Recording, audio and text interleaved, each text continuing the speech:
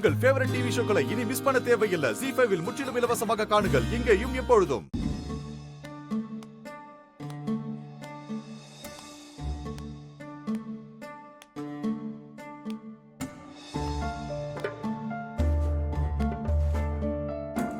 இவன் வரான்.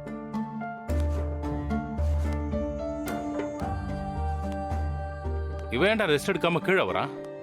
டேய் சஞ்சய் பாத்துடா. எனக்கு ஒண்ணும் இல்லப்பா. உட்காரு. இப்ப எப்படிடா இருக்கு? அதெல்லாம் பரவாயில்ல. பரவாயில்லையா? ஆனா எனக்கு கொஞ்சம் பெயின் இருக்குப்பா. வலிக்குதா? மாத்திரை போட்டியா? போட்டோம்பா, இருந்தாலும் லைட்டா வலிக்குது. டேய், ஒரு வாரம் ஆகும் தானே காயம் ஆடுறதுக்கு. ஆமாப்பா. வித்யா எதுவும் கால் பண்ணாளா? இல்ல நான் வீட்டுக்கு வந்ததுக்கு அப்புறம் ஏதாவது பேசினாளா? என்ன மறுபடியும் முதல்ல இருந்து ஆரம்பிக்கிறான்?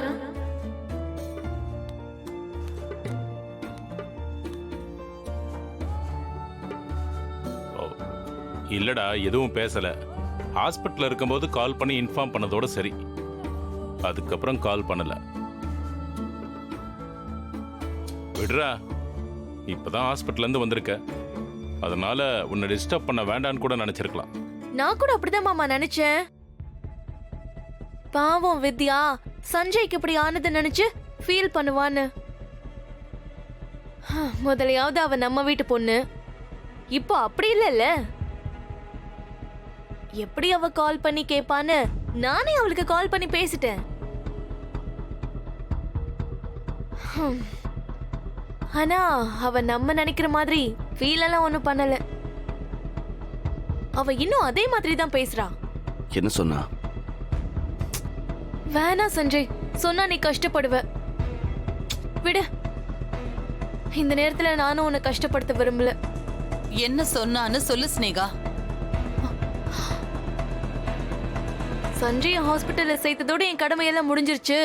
சஞ்சய்க்கு இப்படி ஆனதுக்கு அவர்தான் காரணம், நான் இல்ல.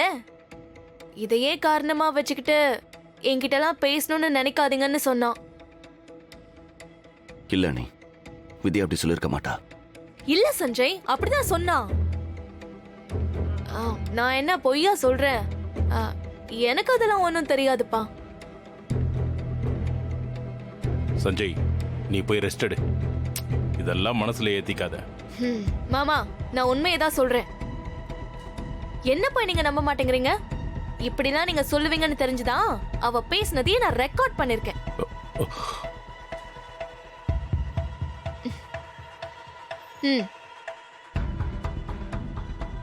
உனக்கு ஓகேனா பழைய பிரச்சனை எல்லாத்தையும் மனசுல வச்சுக்காம நீங்க சேர்ந்து வாழ நான் வேணா உதவி பண்றேன். ஏன்னா நீ எனக்கு தங்கச்சி மாதிரி தானே, அந்த அக்கறையில சொல்றேன். ஒரு நிமிஷம், எனக்கும் அவருக்கும் எந்த பந்தமும் இல்ல. என்னோட வாழ்க்கையில அவரும் அவரோட வாழ்க்கையில நானும் சேர்ந்து இருக்கிறதுக்கு வாய்ப்பே இல்ல. இல்ல வித்யா, நான் என்ன சொல்ல வரேன்? எதுவும் சொல்ல வேண்டாம். நீங்க உங்க தங்கச்சிய மட்டும் இல்ல, யார வேணாலும் அவருக்கு கல்யாணம் பண்ணி வைங்க.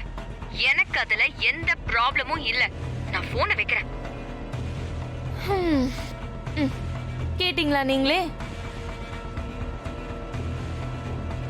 இப்பவாவது தெரிஞ்சுக்கோங்க, யார் உங்க மேல உண்மையான அன்பு வச்சிருக்கா, யார் நடிக்கிறாங்கன்னு. நீங்க என்ன சொன்னாலும் என்னால ஏத்துக்க முடியாது.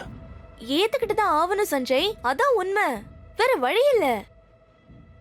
நீதான் உனக்கு ஒண்ணுன்னா வித்யா துடிச்சு போயிடுவான்னு சொல்ற. ஆனா அவ அப்படி யோசிக்கலையே. உன்ன அந்த நிலைமையில யார் பாத்திருந்தாலும் உனக்கு உதவி பண்ணிருப்பாங்க சஞ்சய். உனக்கு தெரிஞ்சவங்க தெரியாதவங்க யாரா இருந்தாலும் உன்ன அந்த நிலைமையில பாத்துட்டு அப்படியே விட்டுட்டு போயிருப்பாங்க.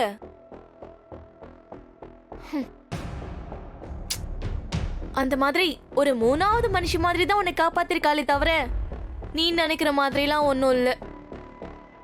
நீதான் அவ மனசு மாறிட்டா, உன்னை பிரிஞ்சது தப்புன்னு யோசிச்சுட்டான்னு தப்பு கணக்கு போட்டுட்டு இருக்க. போதும், நீ போதும். கொஞ்சம் பொறுமையா. அவ மேல ஏண்டா கோவப்படுற? அவ சொல்றதுல என்ன தப்பு இருக்கு? உனக்கு ஒண்ணு ஆன உடனே எல்லாரும் எப்படி துடிச்சு போயிட்டோன்னு தெரியுமா? ஒரு நிமிஷம் இந்த குடும்பத்தோட எதிர்காலமே கேள்விக்குறியாக்கிட்டடா நீ. நீ எங்களை பத்தி கொஞ்சமாவது யோசிச்சு பாத்தியா? அவ பேசுனத கேட்டல்ல, இப்பவும் அவளை பத்தி கேக்குற? உனக்காக துடிக்கிறவ ஒரே ஒருத்தினா அது நிரஞ்சனா மட்டும்தான். ம்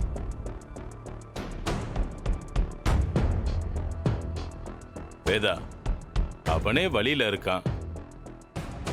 அவனை எதுக்கு மேலும் காயப்படுத்துற? நீங்க சும்மா இருங்க. ம் நடந்த எல்லாத்துக்கும் நீங்களும் தான் காரணம். ஹ. கொஞ்சமாவது இவனோட எதிர்காலத்தை நினைச்சு உங்களுக்கு கவலை இருக்கா? இங்க பாரு சஞ்சய், உனக்கு கல்யாணம் தள்ளிதான் போயிருக்கு, நின்னு போகல. நான் நிரஞ்சனாவுக்கு செஞ்சு கொடுத்த சத்தியத்தை நிறைவேத்த தான் போறேன். நிரஞ்சனா தான் இந்த வீட்டு மருமக, அதுல எந்த மாற்றமும் இல்ல.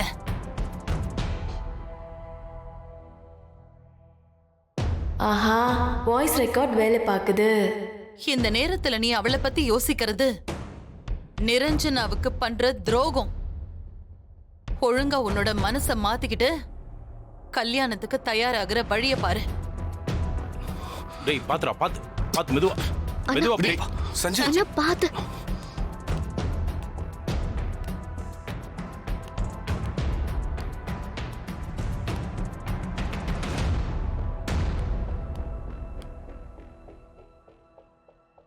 என்ன வேதா, இதை இன்னைக்கே பேசணுமா? அவன் மனசு புரியலையா உனக்கு? பெத்த குழந்தைங்க மனச நாம புரிஞ்சுக்கலனா வேற யாரு புரிஞ்சுக்குவா? நீ பேசுறது எனக்கு கொஞ்சம் கூட பிடிக்கல. சஞ்சய் ஹாஸ்பிட்டல்ல சேர்த்தது வித்யா தானே? நீ ஏன் புரிஞ்சுக்க மாட்டேங்கிற? கொஞ்ச நாள் டைம் கொடுத்தா அவங்களே சேர்றதுக்கு வாய்ப்பு இருக்குல்ல? எனக்கு எல்லாம் தெரியும். சஞ்சய் வேணும்னா வித்யா இந்நேரம் இந்த வீட்டு வாசல்ல வந்து நின்னு இருக்கணும். இவ்ளோ நடந்ததுக்கு அப்புறமும் அவ மட்டும் அவ பேசினதையே பேசிட்டு இருக்கா. எதை வச்சு சஞ்சய் வெயிட் பண்ணட்டும்னு நீங்க சொல்லிட்டு இருக்கீங்க? அவ மனசு மாறுவான்னு இப்பவும் எப்படி சொல்றீங்க? எனக்கு அந்த நம்பிக்கை இல்ல. ஆமா, பசங்க மனச புரிஞ்சுக்கிறது பெத்தவங்களோட கடமை தான். ஆனா அவங்க எடுக்கிற தப்பான முடிவுல இருந்து அவங்கள காப்பாத்தி அவங்க வாழ்க்கைய ஒழுங்குபடுத்துறது நம்ம பொறுப்பு. ஒழுங்கா ஏன் மனச மாத்துறத விட்டுட்டு அவன்கிட்ட பேசி அவன் மனச மாத்துற வழிய பாருங்க.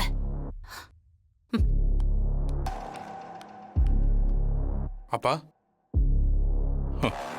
யாரு என்ன பண்ணாலும் அத்தை நம்ம பக்கம் தான் இருக்காங்க.